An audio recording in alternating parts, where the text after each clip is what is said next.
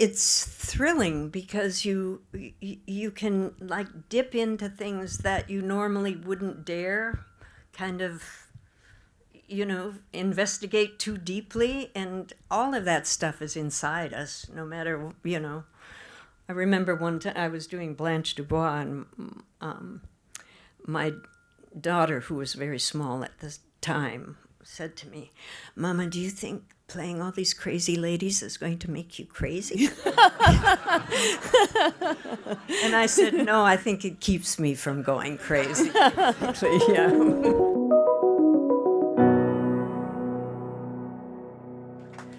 So I've heard you often say the best advice you got from Kim Stanley is the work speaks for itself. I can't think of a better way to describe your career. Oh, well, yeah, I mean, I remember her because we worked together. We did a film called Frances, about Frances Farmer. And we were both kind of new to the game. I mean, she'd been acting for a long time, but hadn't done that many movies. And it was only my, third movie? Fourth movie, I think. And you get distracted by everything that's going on around you, and then, with the publicity and the film coming out and release and this and that. And she did say to me, "Just remember, it's only about the work."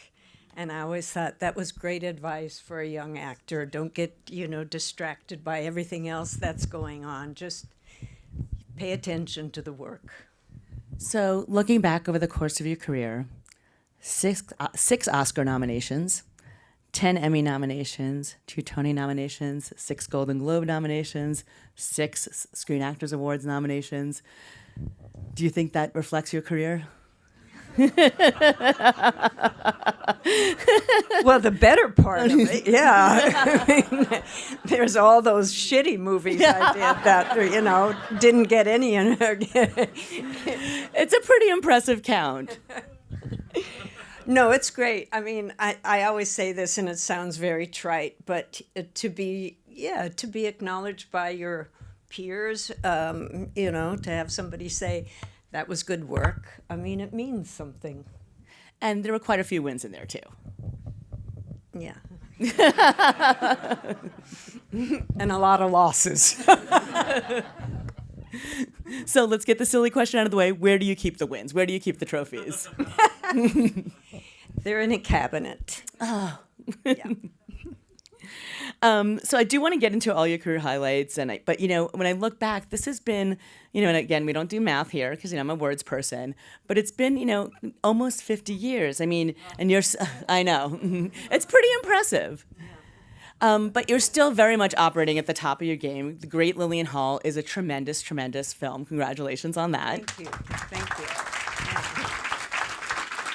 Yeah, it was really a gift to come this way to me at this moment. There was so much to explore in it. It was really wonderful. So what is your secret? I mean, if you have to think about one thing that, has kept you going for so long throughout this business, what would you credit your longevity to?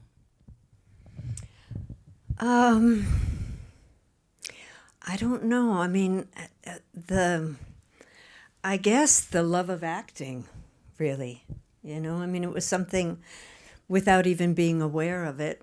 As a child, I spent my whole childhood acting. I lived in this world of make-believe, and I remember as a little girl, sitting out under a tree and making up conversations between people and acting things out. And so I think it was just something that was, bred in the bone in a way, and it has sustained me for my lifetime. And sustained you quite well. So let's start at the beginning. You grew up in Minnesota. I did, yep. One of 4 children? Yep. What exposure did you have of acting? What awareness did you have of the world, of Hollywood, of acting, of movies? Watching old movies at night on our little black and white TV with my mother. I became fascinated with they're the same movies I watch today that I've seen probably 20, 30 times. Some of these, I don't know if any of you would remember this, but there was always like after the evening news on one of the 3 channels that you got, there would be like an old movie playing. Mm-hmm. And I remember many evenings sitting with my mom and just like watching, I don't know, Laurence Olivier and Wuthering Heights, or, any number, Orson Welles and Jane Eyre. And it's like, oh my God, it's magic, just pure magic. So that was, because I lived in like little towns all over northern Minnesota. We didn't have theater or anything like that. We didn't travel. I never came to New York and didn't see Broadway until I was probably 20 years old. So it really, that was it. Just whatever old movie would be playing after the evening news on your TV. And so how did you find your path into acting? You eventually made your way to Paris, right? Yes, yeah. And what took you there? How did you end up there? I went there to study mime with the old master Etienne Decroux, who was in his 80s when I went, but was still teaching. I studied with him for a couple of years. And how did you get from Minnesota to Paris? How did that happen? Well, that's quite a roundabout way, because that was the second time I was in Paris when I went to study with him. But do you really want to hear this?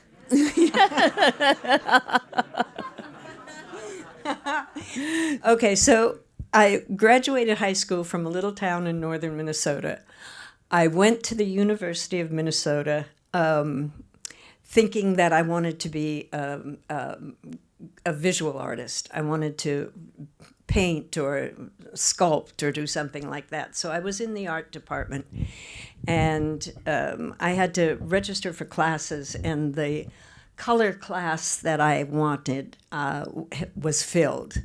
So I had to take something else in the art department, so I signed up for a photography class.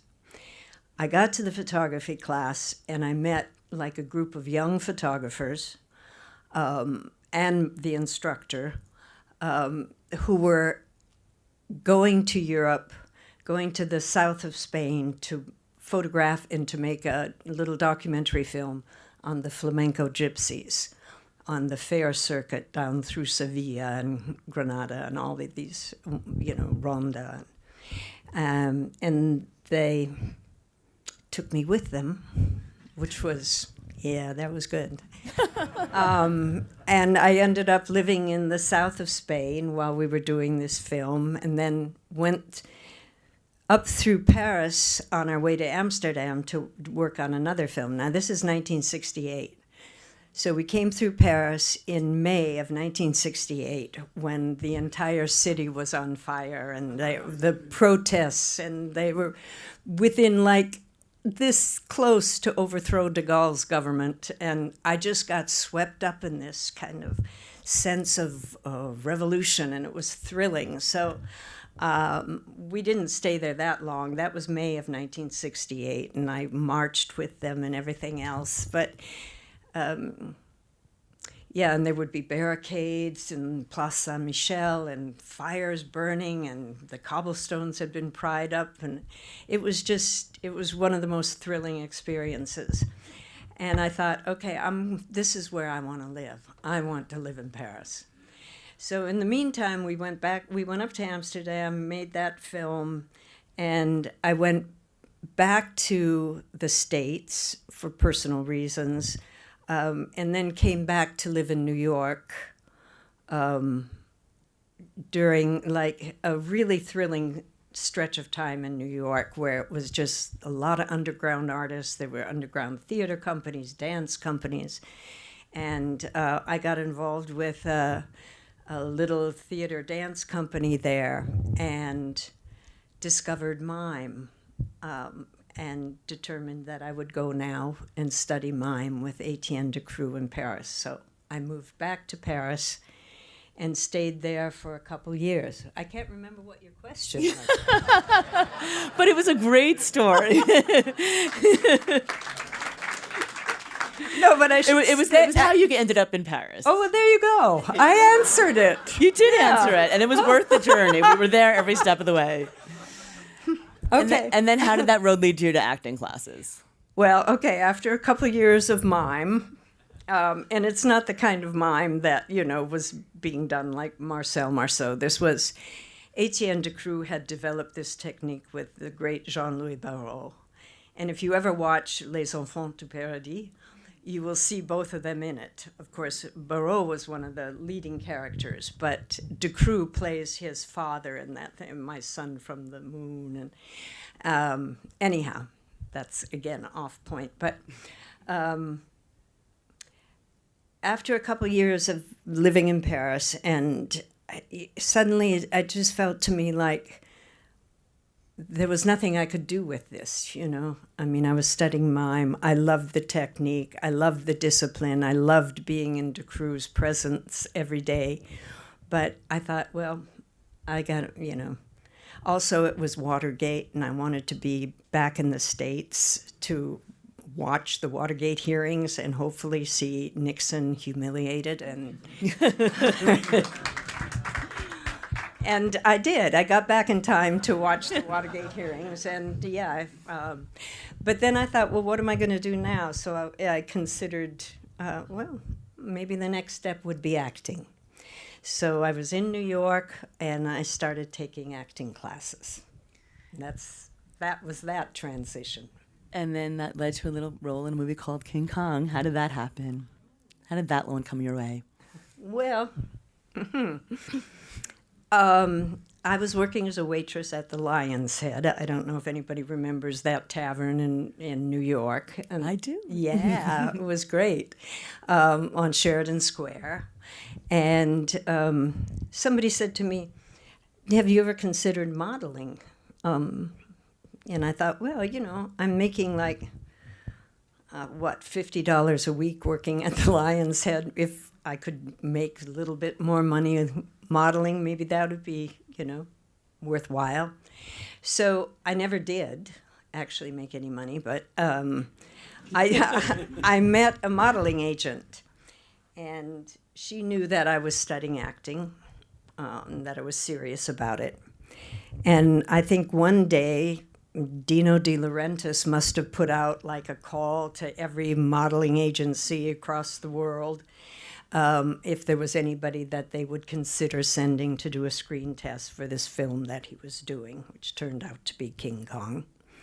And the woman remembered that I was serious about taking classes, so she put me up for it, and I was living in an illegal sublet in the West Village, making zero money as a waitress at the Lion's Head. Classic New York story. Yep, and they asked me, would I be interested in being flown to Los Angeles to audition for a major motion picture? And I thought, why not?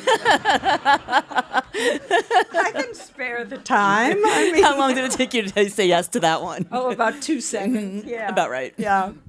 So they flew me to Los Angeles, and I mean, it was like a childhood dream come true. The car came and picked me up. They had put me up at the Beverly Wilshire. I'd never been in such a fancy hotel. And drove me to MGM, which was like, oh my God, it was like a childhood dream come true. That was my favorite studio when I was a kid growing up. I mean, and at that time, there was still the amazing back lot, there was Esther Williams' swimming pool and Greta Garbo's dressing room house. And I mean, all these places, Andy Hardy Street, and I can't remember what all, but I was just walking around there like, Fantasyland. Yeah, Fantasyland, exactly. And I auditioned, and they weren't interested in me. They weren't at all. I didn't appear to be the part, the kind of, actor that they were looking for. I don't know what they were looking for, but it wasn't me. But the woman back in New York, bless her heart, said, you flew her out there, just run some film on her. That's all we're saying, just, And so I did. I auditioned, and nobody was there. I mean, I think the first AD ran the audition. The director wasn't there, the producer wasn't there, the writer, nobody was interested. And then, you know, little by little, I realized that they were kind of coming in. Somebody was calling them and saying, maybe you could come down and look at this girl. And so the director showed up, and Dino De Laurentiis showed up, and by the time I got home, they had offered me the part. But all I can say is I had no fucking idea what I was getting into at all.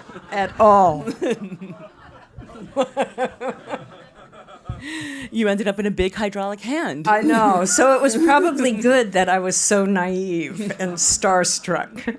Yeah. But that did end up with your first Golden Globe. Yeah.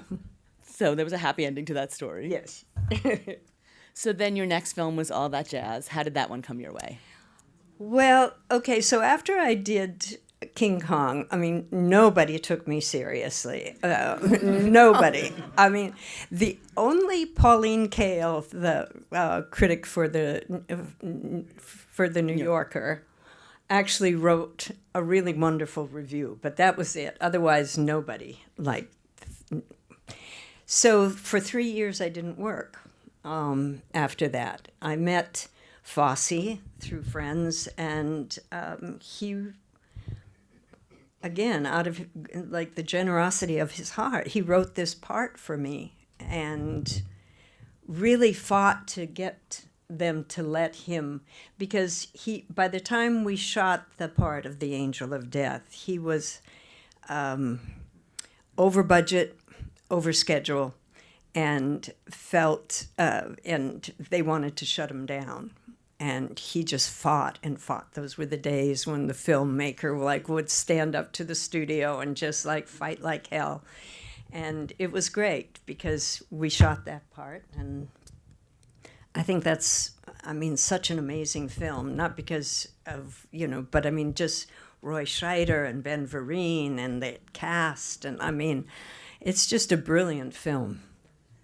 One of the things I love about it is that this becomes a theme throughout their career. Like, you're in a film, but you're not singing or dancing, and it's a musical film. I know, yeah.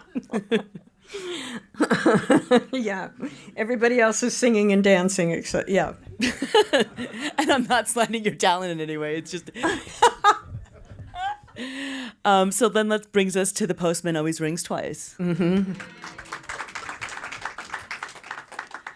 Another thing I think it's a hallmark of your career is you have an amazing track record of working with the top directors and actors. So here we have Jack Nicholson and Bob Rafelson. How did you get cast in this one? I think they just wanted me to do it. Yeah, pretty good reason. Yeah, I didn't audition or anything. They just, they asked me to do it. What was the experience of working with Jack Nicholson like? Oh, it was so great. We had such a grand time. It was really, I think that film shot for something like 16 weeks. We had a lot of time to, we had the great Sven Nykvist as a cinematographer. It was like a work of art. The way he would set things up, and Bob is a wonderful director. And of course, working with Jack was just, he's so generous and was always, he's a great film actor, and he understands film so well. And I always got the feeling that he was kind of looking out for me in the whole process of doing this.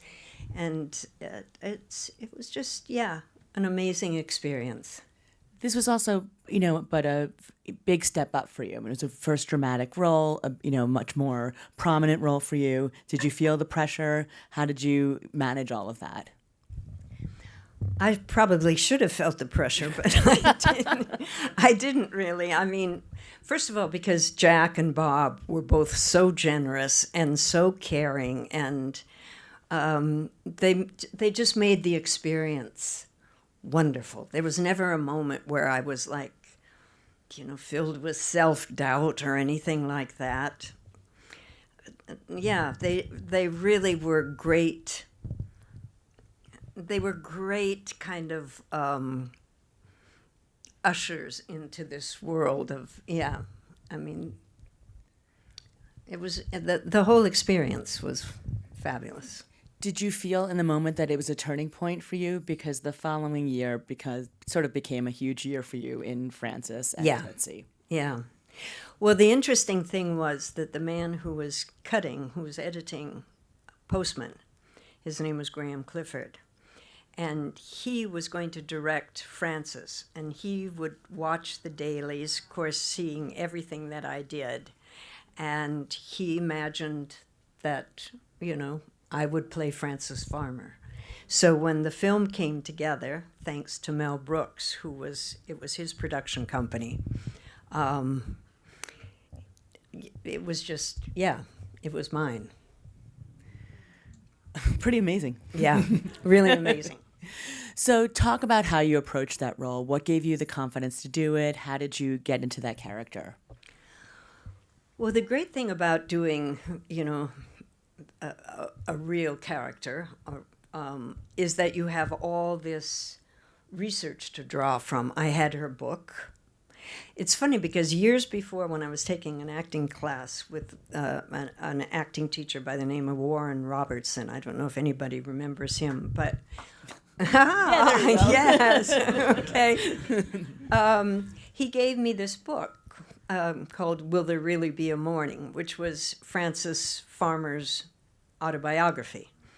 And he said, pick a scene out of there and bring it in for, scene study class. And I did. And that was my first kind of exposure to her, because I wasn't aware of her filmography or anything like that. So that became like the touchstone for me, that book, and reading about, Frances's life and the tragedy of it and all, But anyhow, so like I was saying, with those kind of characters, with real characters, actual people, you have a lot to draw on. There's that was that book, there was her films, there were articles, interviews, whatever. And then I found, and I don't remember how I found this, when she was with Clifford Odets and the group theater, there was a tiny little piece of film, like home movies, black and white, of her just walking. I think they must have been out in the country somewhere or something. And it revealed so much of her to me. And I studied that over and over again. It maybe was less than 5 minutes of film, of footage. But that really, all of that, all the research and listening to her voice and watching her mannerisms and reading about her was huge. And then there was the footage of her on This Is Your Life, which was just heartbreaking. But that was kind of the way in through the research. And then, of course, you just find all of that, that darkness inside. It was, and then that was when I first worked with Kim Stanley, and where I met Sam Shepard. So it was, it was monumental in my life. Lots to unpack there. Let's talk about Kim first. What was your relationship with Kim like? She became a mentor to you. Well, yeah, I don't know if any of you have seen this. If you haven't seen it, you have to. A film she did, I think it was in the late 50s, written by Patty Chayefsky, called The Goddess. Yeah.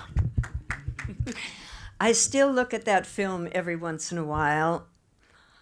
I used to look at it before I would start any movie project, because I wanted to be made aware, I wanted to be reminded of what great acting really is, and where it comes from, someplace that's so true, that she's tapped into a truth that is undeniable, and which is what hopefully we aspire to, that it's not just tacking on things, but it's coming from somewhere so deep that it can't be denied.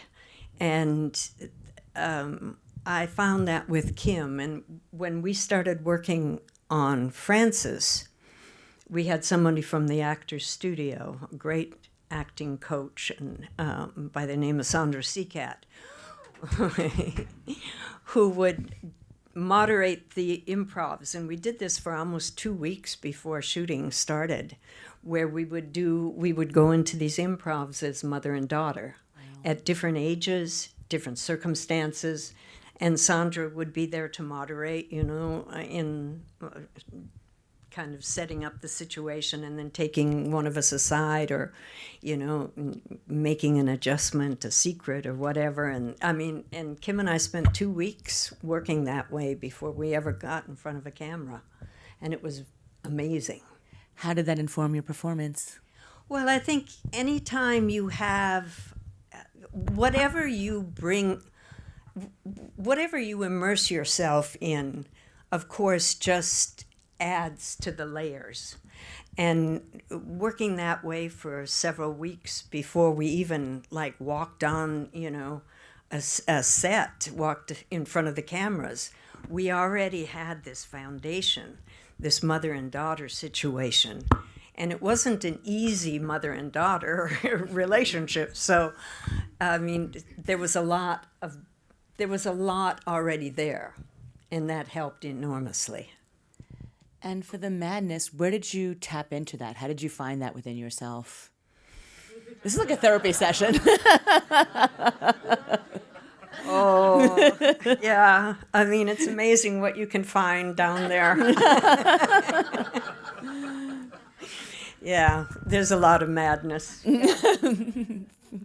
Yeah. No, but those are the parts that I've always been most drawn to. Sure. Because the scope of them is kind of limitless, and that to me has always been the most interesting part of acting is the extremes.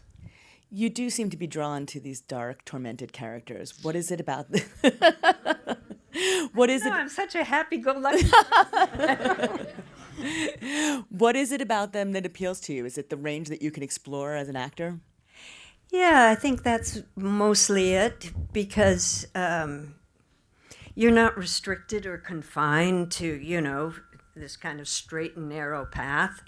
And in a way, it's thrilling, because you can dip into things that you normally wouldn't dare kind of investigate too deeply, and all of that stuff is inside us, no matter, I remember one time I was doing Blanche Dubois, and my daughter, who was very small at the time, said to me, "Mama, do you think playing all these crazy ladies is going to make you crazy?"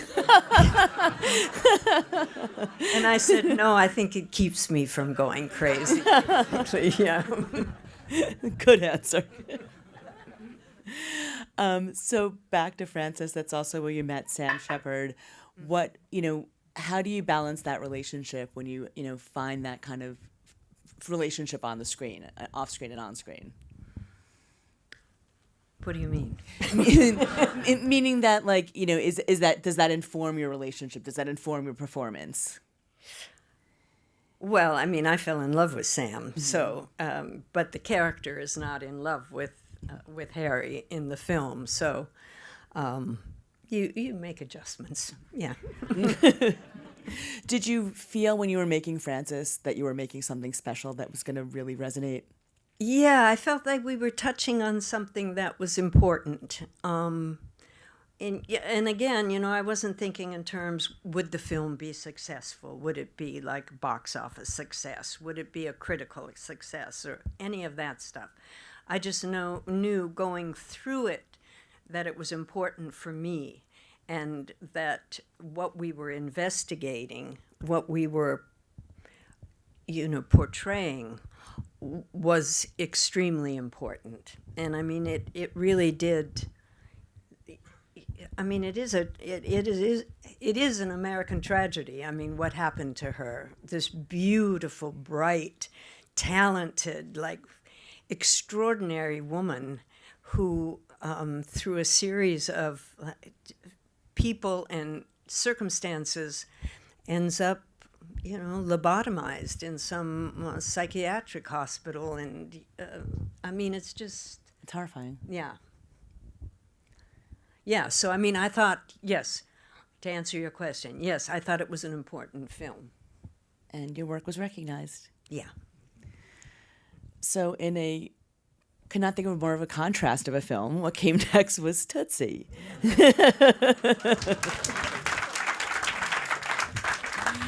I love the story of how you ended up with the role, but tell us how you got there. Well, I was shooting Frances, and I was, immersed in the darkness of this character and the tragedy of her life, and what we were going through. The experience of it was so profound to me. And Dustin and Sidney Pollack kept getting in touch with me about doing this fluffy little comedy, and I thought, oh Jesus, no, I'm not going to do that now. And but I met with them, and I really liked both of them so much, and they brought in Elaine May to do some of the rewrites and to write some of my scenes, and so that was getting better and more interesting. And then actually Kim said to me one day, she said, when you're done with this, do a comedy next. And so I said yes, and of course, I mean, it's one of my favorite films. Yeah. Did you enjoy doing a comedy? Yeah, I did, actually. I mean, I didn't know what I was doing. I mean, but, maybe that helped in that character. She was kind of lost. Oh, but here's a funny story. I'm sitting with my granddaughters, and we're going through TV, trying to find something to watch. And Tootsie's playing. And they're not even really aware so much that I'm an actor. Sometimes, people would stop me on the street and, say something to me, and they'd say, how do they know you? Why are they talking to you? So they kind of had an idea I was an actor, but they had never seen anything that I'd done. And so Tootsie was on, and I thought, oh, well, now they can see, their grandmother as an actor. And so we're sitting there, and they're watching it, and I'm there, and they don't say anything like, oh, ma'am, that's you, nothing.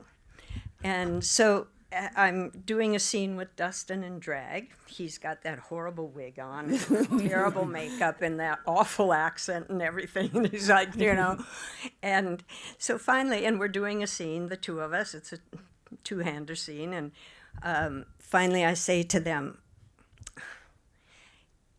girls, that's me. And they said, which one?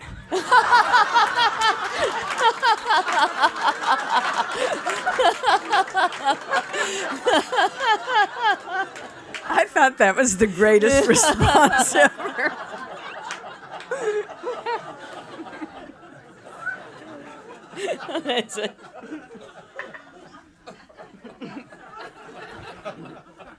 It kind of puts you in your place. Yeah, exactly. Thank you.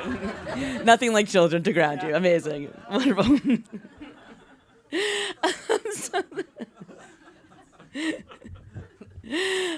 So your next film was Country. Yeah. That was a film with a message, Yeah. It was about, rural farm life in the state of, what was it about that film? What appealed to you about making that one? Well, it was interesting because one day, this was when they still delivered papers, to your house. I went out. I remember those. Yeah. Fun. I was here in Los Angeles for some reason. Maybe I was working, and I went out and I picked up the LA Times, and there on the front page was this photograph and this story about a farm auction in Iowa. And it was this picture of the auction itself. And there were these women who were like screaming, and the caption identified them as the wife and mother of the farmer. That was, well, they were all losing their land. And the man, the farmer, was just standing there, absolutely, as my father used to say, poleaxed. I mean, just completely. And the women were like enraged. And I thought, I want to know more about this story and what's happening to these people. So I started, I mean, and this is also indicative, I mean, of the time. That's all I had for the story. I went to the studio and pitched this story, no script, no budget, no nothing, just about a farm family in the Midwest who's losing the family farm. And they said, oh yeah, let's do that. And it was like... Works just like that today. Yeah, just exactly the same way. So we hired a writer, we hired a director, and got to work on it. And it was something... Yeah, I remember because Hal Ashby had come on as the director early on, and Billy Whitliff as the writer. And the three of us went to Iowa to interview farmers and, you know, work with the kind of the community to see what was actually happening. It was a very political thing. It was an extremely deliberate attempt to run farmers off their land for the purpose of like conglomeration, agribusiness. And what we saw out there was really, I mean, just heartbreaking. People who had been on their land for generations, who had farmed, who knew how to do, that was what they did. That's what they knew how to do. So Billy Whitliff wrote a great script, and Hal Ashby, is the day we got the green light, Hal Ashby called and said, yeah, I'm not going to do it. So it was kind of like... So we had to bring in another director, which we did, Richard Pierce, who was really great, I think. And but yes, so that was how that all came about. And I mean, I'm very, because I developed it and I produced it. I don't know. It said something about that time, the early '80s, and what was happening to rural America. And what a deliberate, I mean, just Machiavellian kind of land grab. And you know, what happened to these people in the wake of all of this. It was terrible. It's great that you were able to use your power at that point in the business to really have an impact. Yeah, no, I mean, that film means a great deal to me because it was about something. And it was about something important at the time. I don't think, you know, it's funny because I just did a road trip through that same area of Ohio, through central Ohio. And now you see what happened there. Mm-hmm. It's just miles and miles and miles of agribusiness, no longer family farms. And you can tell because either there'll be a house sitting out in the middle of a cornfield, but there's no equipment sheds, there's no barns, there are no silos, there's nothing left of that farm. The house still stands, and the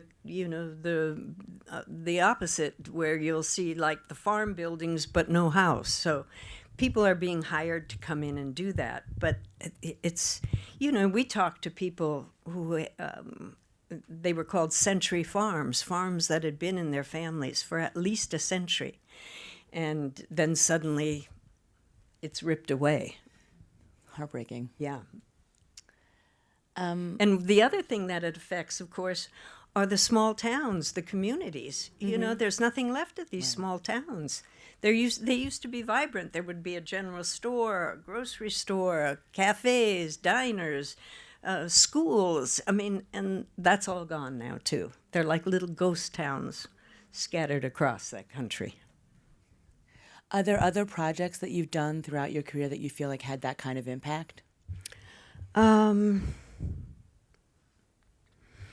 That may have been the most political. Music Box, of course, was a very political film. So, but, I mean, yeah, country probably was for me.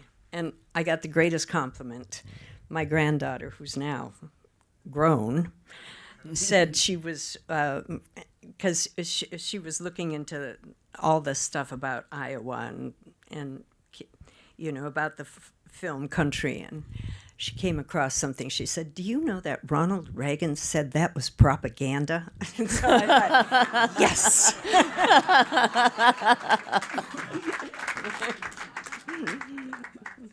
So what films can we be making today? Sorry. Sorry. Not going there. Sorry. Next. Okay. Let's talk about Cat on a Hot Tin Roof. Okay. So that was your TV debut. Yes.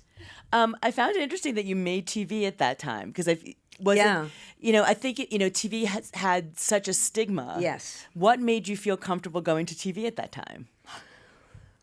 Other than it's Tennessee Williams, it's a great Yeah. all of the amazing things. Yeah. Maggie's a fantastic role. Well, I thought, why not? I mean, God, I get to play Maggie the cat. Of course. Kim Stanley was cast as Big. I mean, we had a cast that you would Rip Torn as Big Daddy. Tommy Lee Jones as Brick. I mean, it was just like this absolutely, ideal cast. So I mean, there was no question, of course, whether it was TV or not. I just wanted to do it. I wanted to play that character. I wanted to speak Tennessee's words. It was the first Tennessee Williams I did, so, yeah. Is that what ignited your love of theater? Or had you already been passionate about it? No, I hadn't been. I mean, it's funny because when I was way back in, acting classes, I always imagined my trajectory as an actor would be New York, staying in the theater, doing like off Broadway, maybe someday getting an off-Broadway, maybe a part at the Public Theater, or, La Mama, doing something like that, in the possibly someday working on Broadway.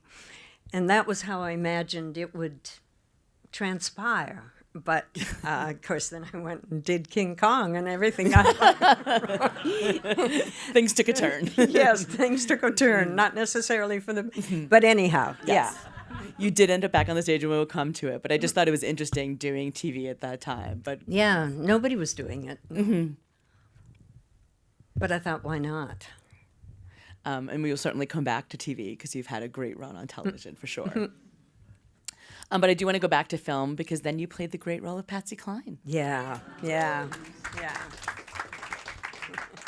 What did playing Patsy mean to you? Oh, God. I got to pretend that I had her voice. So that in itself was something. I worked with her producer, this great man, one of the great Nashville producers, Owen Bradley. And I would go there every day to his studios, and because I wasn't going to try to sing, and it was a good thing because he told me Patsy had an operatic range. So, but I would go there and he would crank up the volume really loud so that I wasn't intimidated, that they could hear me singing. And I would just sing at my own full volume, but the sound that would be heard would be Patsy's. And it was like this incredible rush because her voice would be coming through me. Amazing. And, yeah, it was. Plus, she was just such a fabulous character. And I got to work with Ed Harris, and that was a great experience. It was, and working with the wonderful Carol Rice. I mean, all of it was, it was a joy, beginning to end. Do you enjoy more playing real characters where you get to do real people, where you get to do the research, or invented characters where it's a blank slate for you? Well, both. And it's the approach is coming from different directions, but each one is fascinating. I love playing real characters because you have already a lot given to you, to study the voice, the mannerisms, the story, her history, whatever. But so that's wonderful. Yeah. How much freedom do you give yourself to explore, or how much research do you then? How much of a bar do you then set for yourself? It's very high. Yeah, because you also feel an obligation, to do it right, to get them right. It's I don't know how to explain it really, but you do feel this kind of overwhelming desire to do right by them. You slipped into an accent when you were talking earlier. How much does the voice matter to you? How important is it to you to get the voice right? Extremely. And sometimes I approach a character through the voice. Like when I was doing Big Edie in Grey Gardens, I would always listen to her voice.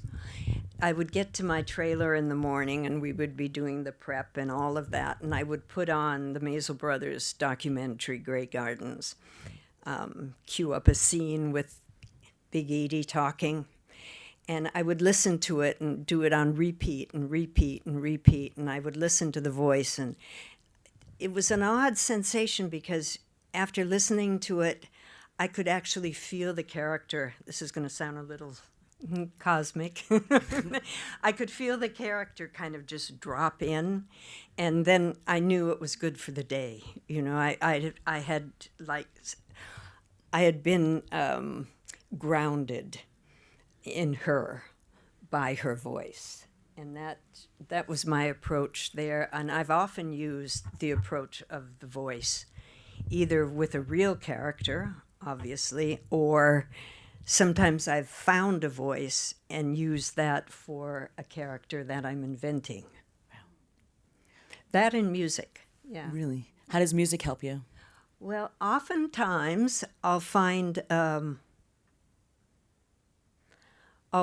piece of music or an instrument and connect that with the character, and that will, in some way, oddly enough, work the same way that the voice does.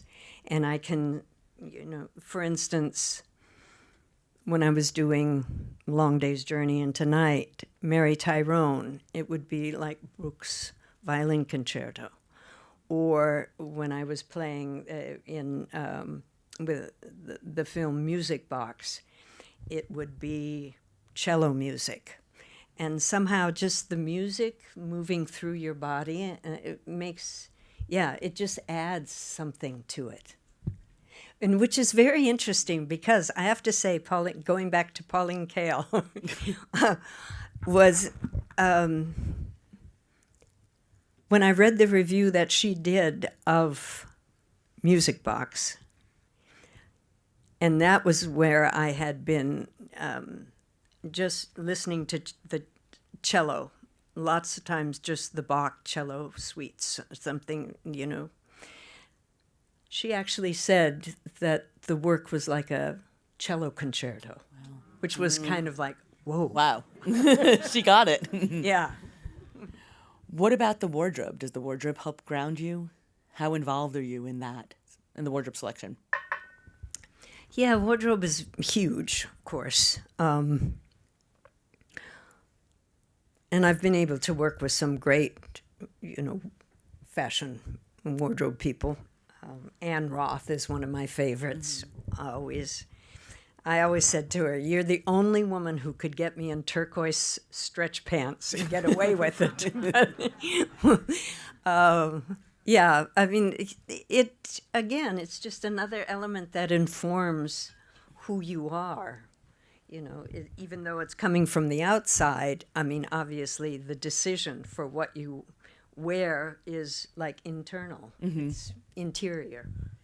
I've talked to a lot of actors who talk a lot about shoes, like they feel like they have to step into the shoes to get the height. Is that something that you feel matters to you, or is it just...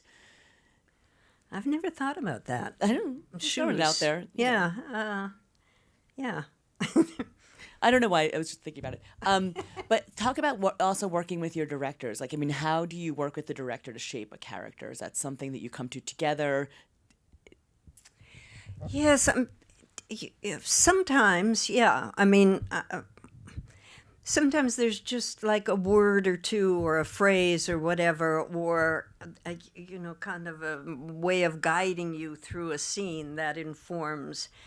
I've never had a director say to, you know, do this or do that, or I've been, you know, that hasn't been part of my experience really. But there's a subtle way to guide an actor through a scene or into a character or whatever. And I mean, certainly I've always appreciated those directors who find that way of doing it. I mean, it's important to have that communication, really important. And I was speaking about this the other day, but it's worth mentioning again. For the first part of my career, I worked with directors, and it was before, you know, before digital, before Video Village and, you know, all of that stuff. So when you would be playing a scene, the camera would be here and the director would be right next to it. And you were actually doing it for him. You know, there was this incredible exchange of energy. It was almost like alchemy, or, you know, there was this desire to like act for him, and you could feel him like being absolutely present and watching you, and there was a wonderful exchange. It was very sensual and visceral, and I think it made your work better. And then, of course, came video, and they'd be, you know, off in some little tent somewhere, and, you know, messages would be relayed to you. But it was never the same. It was never, never, never the same. To look up and see the director's head, like right. And when I worked with Tony Richardson on Blue Sky, he had next to the camera a path. And he was like this, I don't know if you remember Tony or what he looked like. He was like this great kind of stork of a man. And he would pace back and forth, like in this one. And nobody dared step inside this space of his.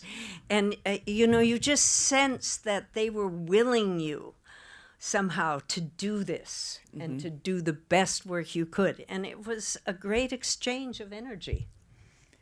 So speaking of directors, you work with Scorsese. Yeah. What was that experience like on Cape Fear?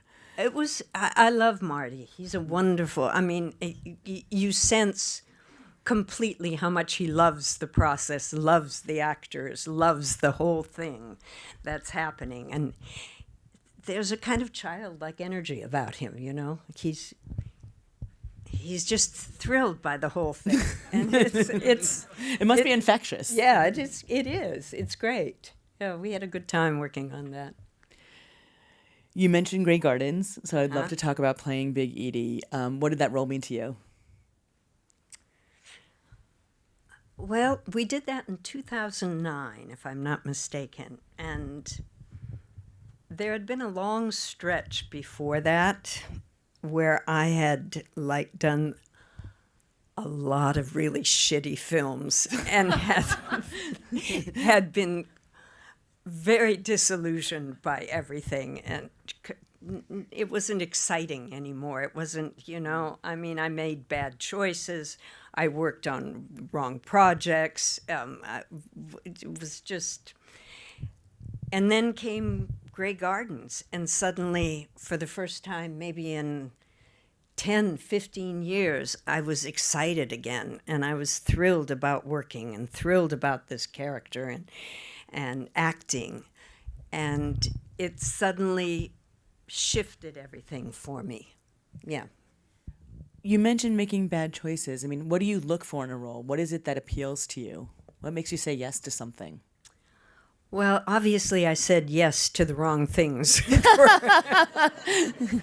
for a long stretch there. But, you know, I think everybody here knows as an actor, you kind of convince yourself that, oh, well, I can make something of this part, or it, you know, it won't be so bad, or we'll fix it while we're shooting. You know, it's not on the page, but, you know, we'll discover something, we'll make it work. And no, it almost never works that way, ever, ever, ever. So, but what I look for is, I think more than anything, is what triggers my imagination at a certain point while I'm reading, when I'm reading it.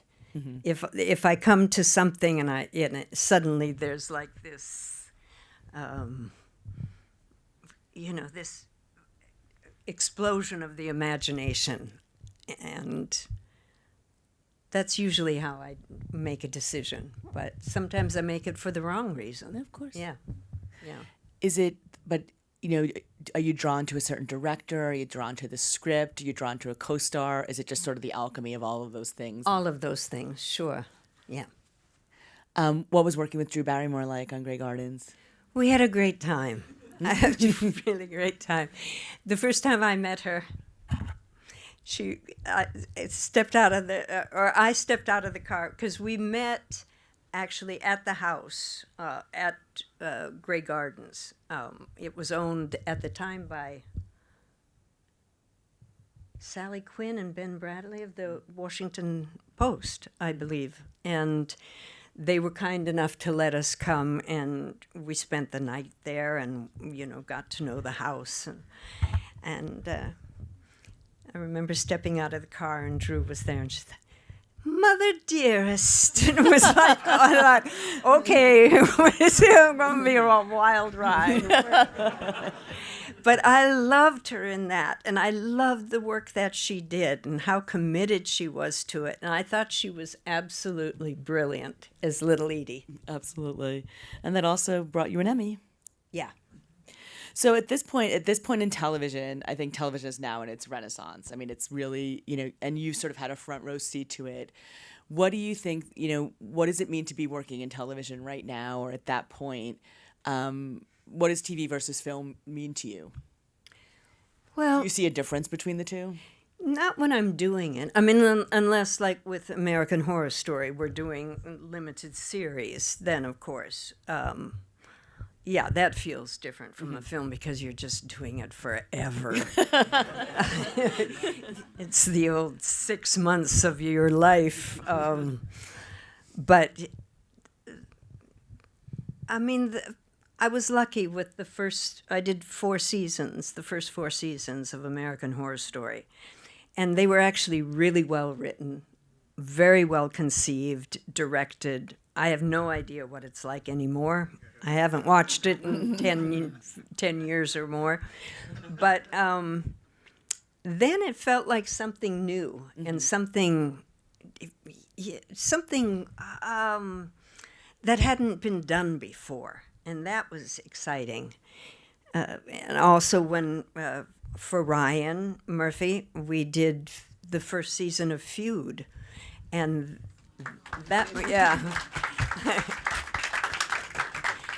That really was thrilling to work with Susan, and Susan was fabulous as Betty Davis, and to play Joan Crawford. I'd never really thought about Joan Crawford very much. I mean, she wasn't one of my, you know, favorite movie stars, actresses when I was a child, so I hadn't paid that much attention to her. But wow, once I started to really study her and look at her life, it was incredible. I mean, really, and bottomless, you know, what you could find with her. What did you learn? What inspired you? What challenges did it bring to you? Well, first of all, she was a survivor of this kind of, you know, I mean, of the nth degree. She had grown up in some small town in Texas, poor, She had been abused, sexually abused as a child. But she never let herself be, beaten. And she had this extraordinary strength and perseverance and fortitude, and I loved that about her. If you look at some of her early films, even silent films like Dancing Daughters, if you watch her dance, it's like, holy shit, this is like crazy cakes time. I mean, she was just wild. She was like this wild spirit, and I loved that about her. I want to talk to you about the great Lillian Hall. Yes. How did that role come to you? Through Michael. I got a call from Michael one day, yeah. And, I read the script and I just fell in love with it. It was, the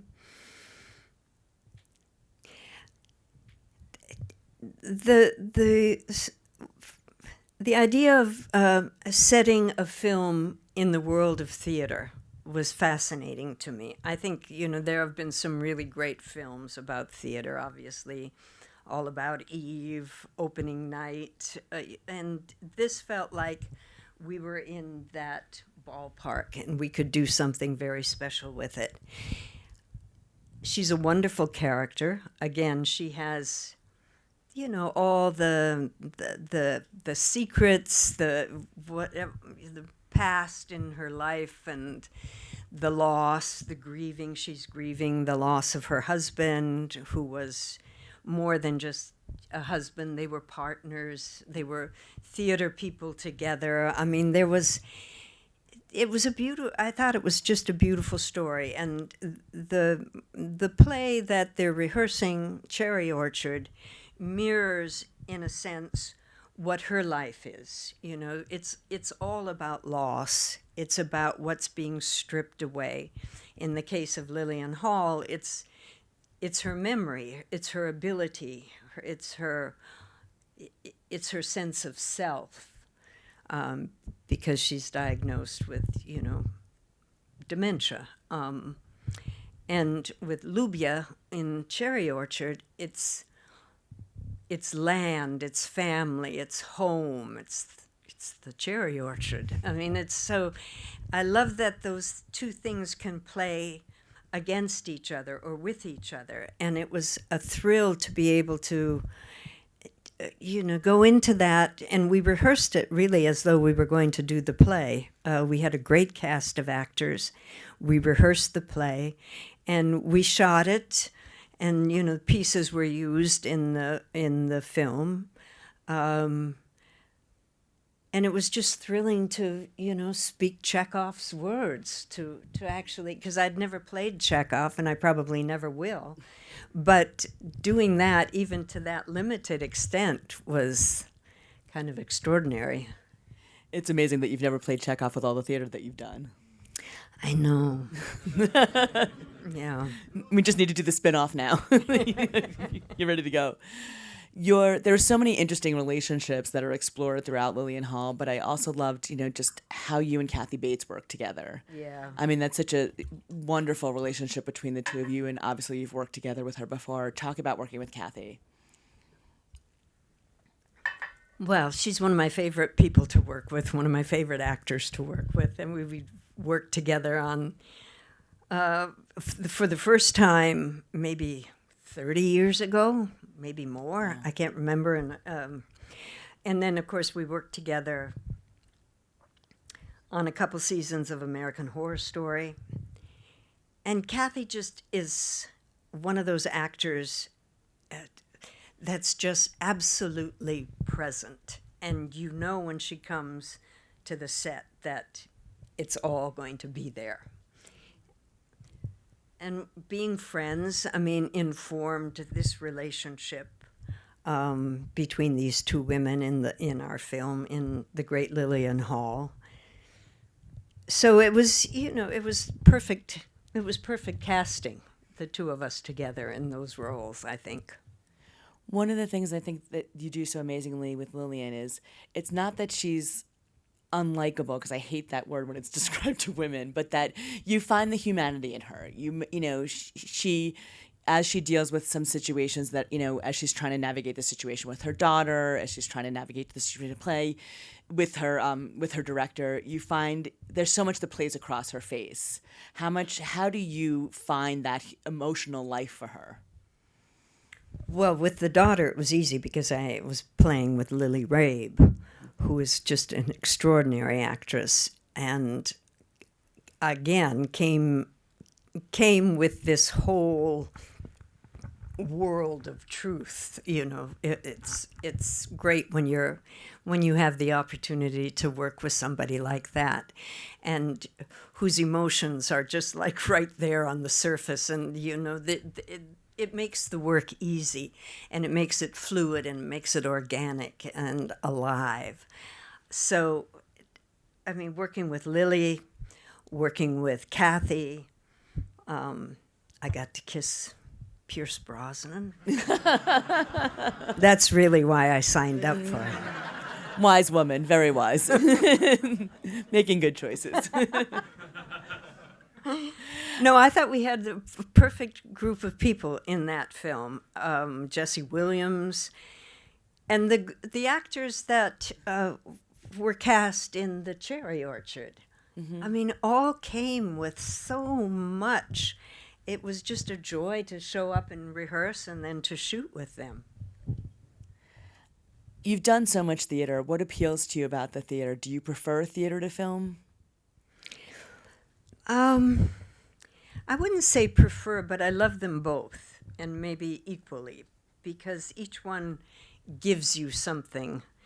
On stage, it's just, you know, you're there, you have the other actors playing their characters on stage with you, but then you have the audience, which is like another character, and you feel this.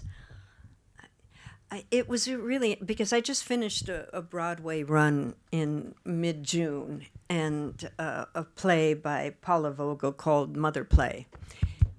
Thank you. It just about killed me, but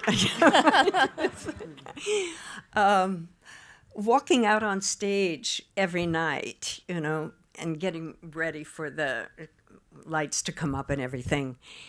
There's, again, it's that same thing I was talking about with the directors before when they used to be right.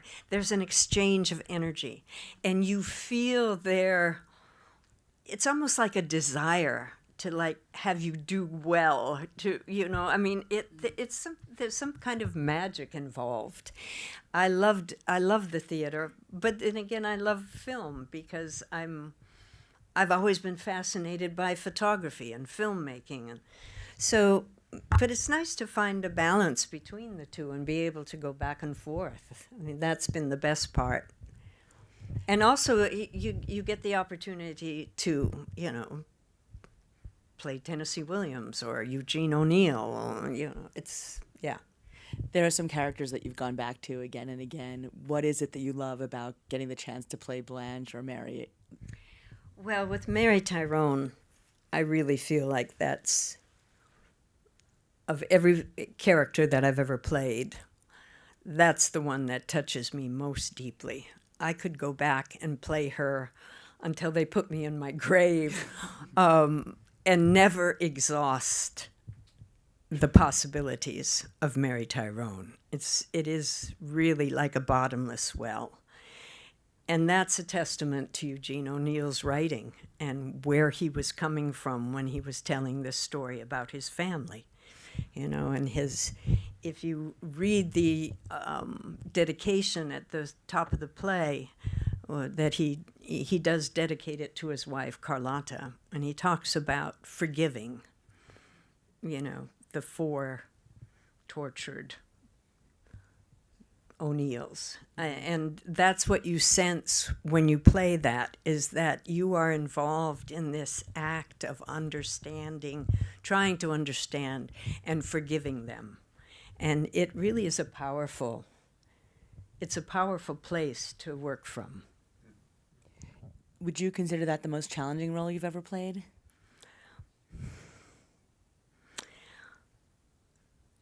probably the most fulfilling, and possibly challenging. Yeah, probably, yes. What's the role you're proudest of? Mary Tyrone. Yeah, probably Mary Tyrone. Yeah, I've played her 3 different times on stage in London, on Broadway, and then we filmed it a year or so ago. It hasn't come out yet. Who knows if it ever will, but... What role do you think changed your career the most? Frances Farmer. Yeah. Yeah. Is there any role you haven't played that you would still like to? Yes. A couple. There's one, actually, that Michael Christopher and I are working on about Marlene Dietrich.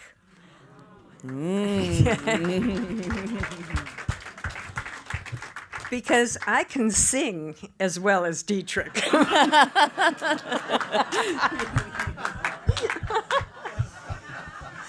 I remember as a little girl going back to these, watching old movies with my mother. And my mother, we're watching some Dietrich film, and Dietrich is singing, and my mother says, she can't sing. And she did have a range of about less than an octave, probably, but, she could sell a song, so what difference did it make? No, but we're developing a piece. I mean, Michael's written a beautiful script, and hopefully we'll direct it, and maybe we'll get that done. But it follows, similar to Joan and Betty, at that period of time in film business. Yeah, mid-40s, you were done. You were pushed aside. You were too old. And that happened to Dietrich, as it did to many of those actresses of that time. And she started this kind of Las Vegas act, not a very good one. But then she met this young composer, director, Burt Bacharach, and that's what this story is that we're talking about doing, is this, and she had an amazing career after that, sold out concerts around the world. Yeah. Cannot wait. She could work a mink coat, I'll tell you that. No doubt. All right, I want to get to some of your questions. Kelly would like to know, who has inspired you the most? Did you have a favorite teacher?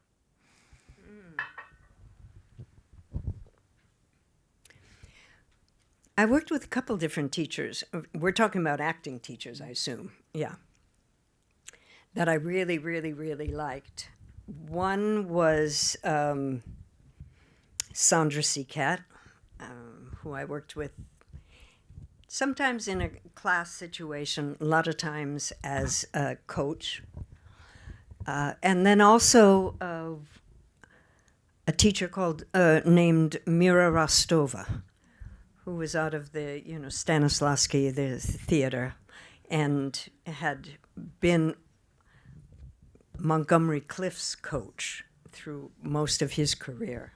So those two I would put up there at the very top of the list. Have you considered directing? I thought about it once. And actually thought I would want to do it, but I'm not so sure anymore. I don't think so. Why not? Maybe if we were doing films the way they were done at one time, yes. I don't know if I would want to be at the helm of a film now, the way it's done, and what's the way it's structured, and I'm not sure. Yeah. I mean, I know you also do a lot of photography. It seems like you Yes. definitely have a visual eye. Yeah, yeah. I learned from great cinematographers about the light. I mean, and how the light can inform the emotion that you're looking for. You know, Laszlo Kovacs, Sven Nykvist, these great cinematographers, the way they would light something, and they would create the emotional content of that scene in the light. And I was always fascinated by that. So I am, as a photographer, and I still shoot film, I'm always drawn to the situations where something about the light captures my imagination. I think you'd be great at it. Just saying. Don't you all agree? Good crowd. Yeah. What advice would you give to actresses starting out in the industry? Oof. I guess I would just say, you know, what Kim told me years and years ago. It's all about the work. I wouldn't worry about anything else. I honestly don't know how you navigate this new world of filmmaking. I really don't. I know young actors who are doing, constantly doing self-tapes and sending them in. And I think, Christ, you at least have to walk in the room, you know?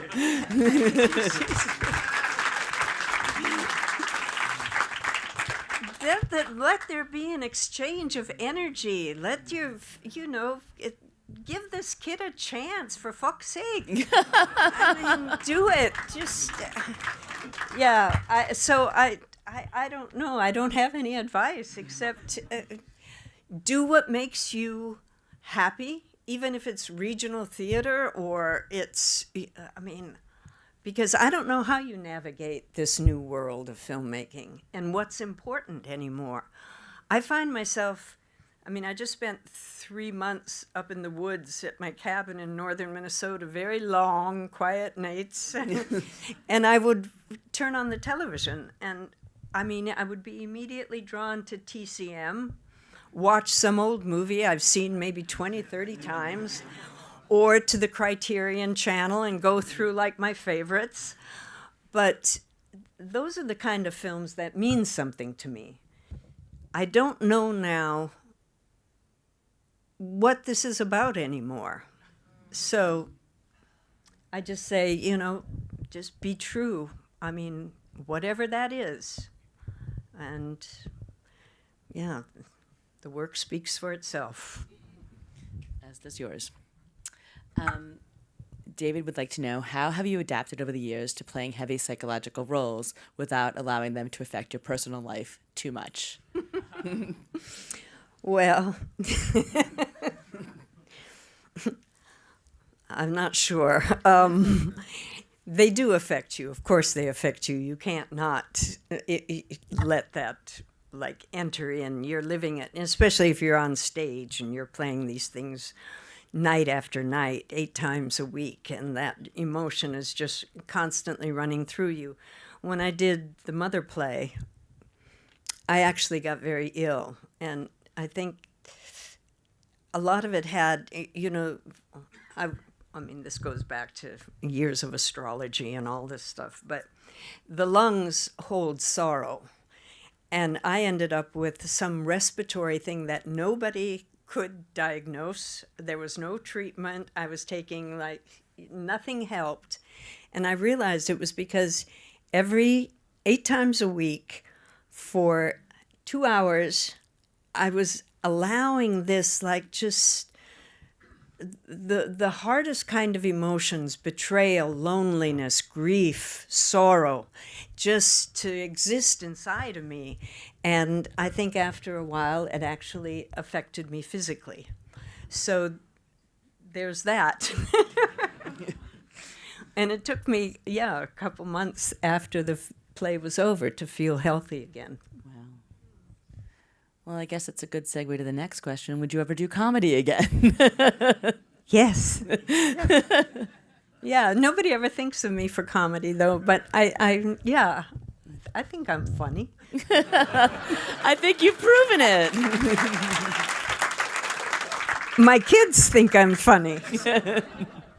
Your grandkids clearly are. So what's next for you? Obviously, you've got the next project with Michael. What else? What's on the radar? What should we be watching out for? Okay, we're also, this is very exciting too. We're adapting The Year of Magical Thinking to do as a film. And I don't know if you're familiar, I'm sure most of you are familiar with the books of Joan Didion. She wrote The Year of Magical Thinking about her husband's death, and then Blue Nights about her daughter's death. But then she adapted the two of them for a play that she did, directed by David Hare, on Broadway. I think it must have been at least 15 years ago or more, maybe more than that, as a one-woman play with Vanessa Redgrave. And so we are adapting the play, which will then encompass both of those losses in her life. Wow. Mm-hmm. Talk about going dark again. What's the biggest change you've seen in the industry over the course of your career? Oh, I think we've already talked about that. Yeah. I mean, it seems now, I always get in trouble when I say this, it's become corporate. You know, it's not, it feels to me that it's a business. It's not necessarily about artists. I don't know. It feels corporate to me, and that I think is a huge disadvantage. What change would you like to see? Is there something that you feel like you could change that you can make happen yourself? No. No, I mean, the only thing you can do is what we were talking about before, is just do your work. And that, I mean, I love acting. I love acting. It means so much to me, and I feel so gifted that I've been able to do it for going on 50 years now. I mean, it's been a gift. And but the business side of it, I can't pay much attention to, because it doesn't make any sense to me anymore. I liked it in the beginning, where you had like wild people making movies and directors and stories, and it was shot and it took forever to do it, and people went to the theater. You know, they went, and it became like this great communal experience. You were sitting there with strangers all around you, but you were all, and it was 40 feet high, and you were watching this wonderful story unfold. And now, I mean, sometimes I see people watching movies on their fucking phone. And it's just like, wow, oh my God. I mean, it's terrible. And you think about like the hours that, you know, the great cinematographers would spend like creating this, you know, the light for this scene, and are people even appreciating that anymore? I don't know. So given that, would you prefer to work on film or theater or TV, or just where the best work? Where the best roles are, yeah, always. I mean, I like working in all of those mediums, yeah. Would you ever write something yourself? I don't think I have the discipline to write. I really don't. I mean, I lived with a writer. I know what it takes. I don't think I've got it. Over the course of your career, you've worked with some pretty incredible directors. Did you have a favorite director that you've worked with? Oh, I've had several favorites. I mean, I loved working with Sidney Pollack. I loved working with Carol Rice, Marty Scorsese. I loved working with Tony Richardson. The sad thing about that was we finished the film, and it was caught up in one of these takeovers or studio shifting, whatever, and it sat in a bank vault for 3 years. before it was finally released. And by that time, Tony had already died. So it was, yeah.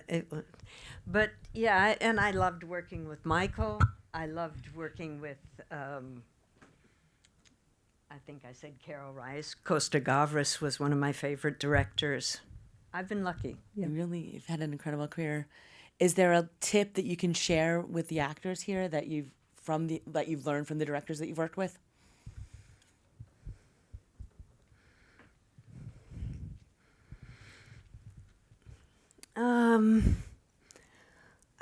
I mean, every experience, of course, is unique, and every connection is specific to that moment and what you're doing. But I guess, again,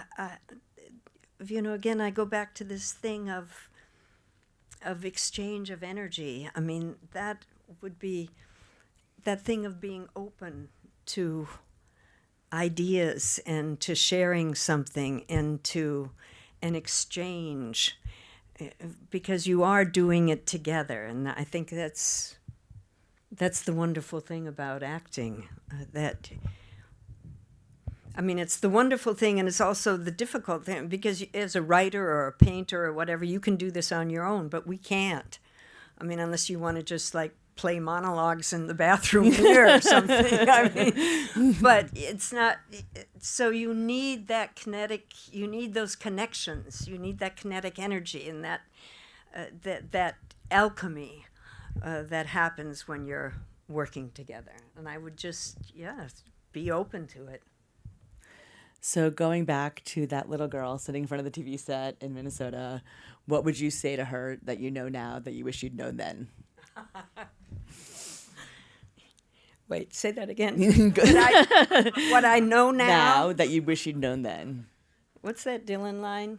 I wish I'd... I was so much older then, I'm younger than that. Yeah, that one too. But there's another...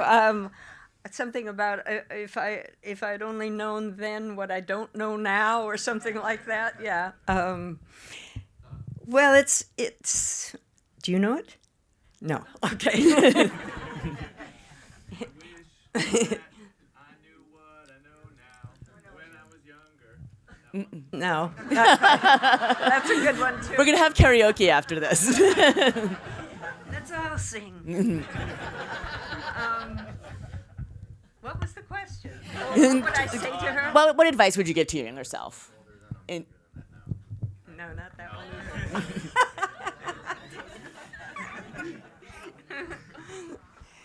either. It's all about dreaming. I think it's a perfect note to end on. That